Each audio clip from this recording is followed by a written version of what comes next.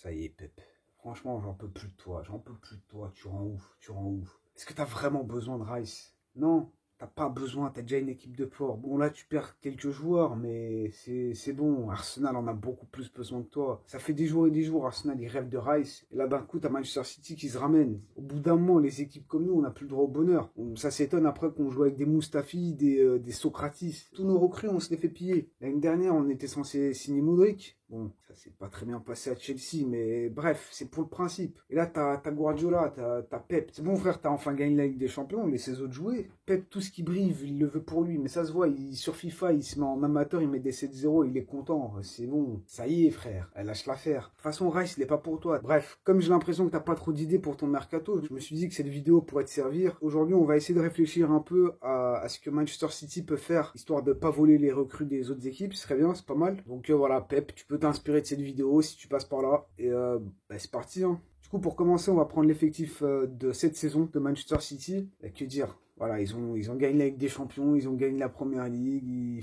Donc là, moi, je l'ai mis en 4-3-3, mais c'est juste pour que ce soit plus simple, pour que les joueurs soient à leur poste. Mais ouais, là, Pep Guardiola, en cette fin de saison, il s'est amusé, il joue à 3 défenseurs, il a replacé tout le monde. Stone, c'était incroyable au milieu de terrain. Donc voilà, mais bon, moi, je l'ai mis en 4-3-3, comme ça, on voit bien. Le truc, pour la saison prochaine, t'as pas mal d'interrogations. Déjà, première chose, Gundogan, c'est ciao. Le Barça vient d'officialiser à l'instant l'arrivée de Gundogan. Donc, Gundogan à Manchester City, c'est finito. Donc, va falloir trouver un remplaçant. Il y a aussi pas mal d'interrogations avec Laporte, mais bon, Lapuerta cette saison, ça n'a pas été non plus un joueur super important. Je crois qu'il a été quand même pas mal blessé. Mais bon, Ake, Stones, Akanji, Diaz, tous ces joueurs-là ont vraiment fait le taf. Et apparemment, Aymeric Lapuerta aurait refusé de rejoindre Tottenham.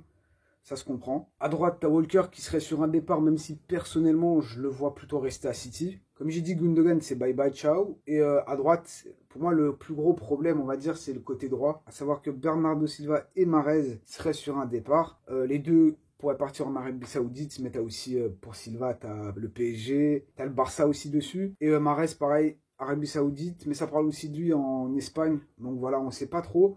Évidemment, City, ils ont envie de les garder. Donc, ouais, c'est une grosse interrogation. Pour l'instant, on en sait très peu, donc affaire à suivre. Mais c'est vrai que grosse perte, hein, s'ils perdent Gundogan, bon, il est parti. Bernardo Silva, Mahrez, peut-être Walker, ouais, et bon, Laporte. Ouais, grosse perte en vue. Donc, va falloir quand même combler les trous.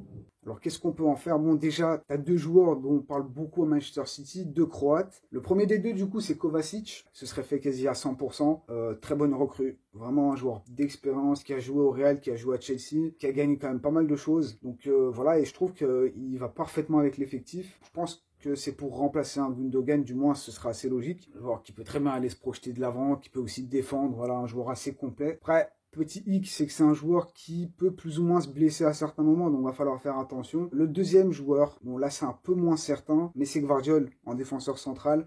Ça parle de 90 millions pour le joueur de Leipzig. Quand je vous dis vraiment que Pep Guardiola, tout ce qui brille, il le veut pour lui. Hein. Non, cette équipe, c'est vraiment n'importe quoi. Même s'ils vont perdre quelques joueurs. La charnière Josko et Diaz, plus t'as Stones qui est dans une très grosse forme. Plus t'as des joueurs comme Akanji et Ake qui font vraiment pas mal de bien. Bon, Guardiola, c'est pas encore fait. C'est pour l'instant, on va dire que des rumeurs, mais ça a l'air quand même d'être plus ou moins concret. Après, comme j'ai dit, Walker, perso, je le vois rester. Donc c'est pour ça que j'ai laissé. Après, ça parle de Hakimi à Manchester City. Et on sait que Pep Guardiola, ces derniers temps, il joue pas mal avec les défenses à 3. Et Hakimi en défense à 3, c'est pas bête. Hein, sur le côté droit, ça peut être vraiment pas mal. Du moins, il y a une logique. Est-ce qu'Hakimi peut venir à City? Oui. Mais bon, on sait très bien que la relation City-PSG, c'est pas trop ça. Je sais pas si le transfert est possible. Et après, bon, le côté droit, tu peux perdre Bernardo, tu peux perdre Riyad Mahrez. Est-ce qu'il serait pas temps de enfin faire jouer Foden? Foden qui sort d'une saison qui est pas incroyable parce que bon, t'as pas mal de joueurs devant toi. Est-ce qu'il serait pas temps de dépoussiérer Foden, sachant qu'il a un gros potentiel, c'est déjà un très bon joueur? C'est la question que je me pose, donc c'est pour ça que je me suis dit pourquoi pas le mettre à droite, même si de base il joue plus à gauche, mais Foden dans le rôle d'un Bernardo Silva, ça peut être vraiment très intéressant, sachant qu'il peut jouer aussi au milieu de terrain, il peut jouer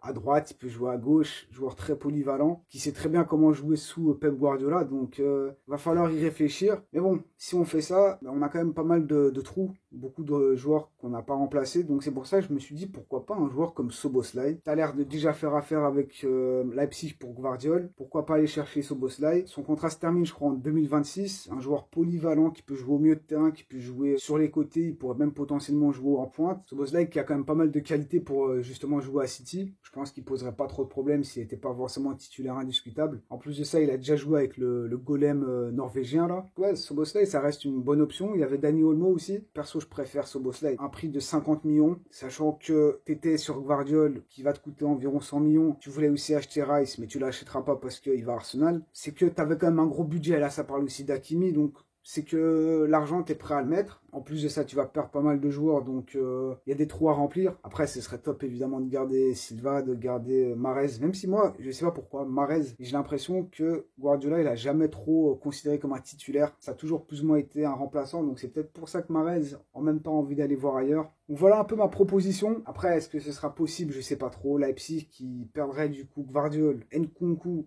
Szoboszlai et peut-être encore d'autres joueurs, ça me paraît compliqué, mais ça reste une possibilité. Donc voilà Pep, j'espère que ça t'a donné quelques idées pour ton mercato, pour préparer la prochaine saison. Donc n'hésite pas, inspire-toi. Et sinon vous, j'espère que la vidéo vous a plu. Si vous avez d'autres idées, n'hésitez pas, les commentaires sont faits pour ça. N'oubliez pas le triplé, donc like, commentaire et abonnez-vous si ce n'est pas encore fait. Et nous on se voit très très bientôt. Et franchement Pep, lâche Rice. Franchement lâche-le.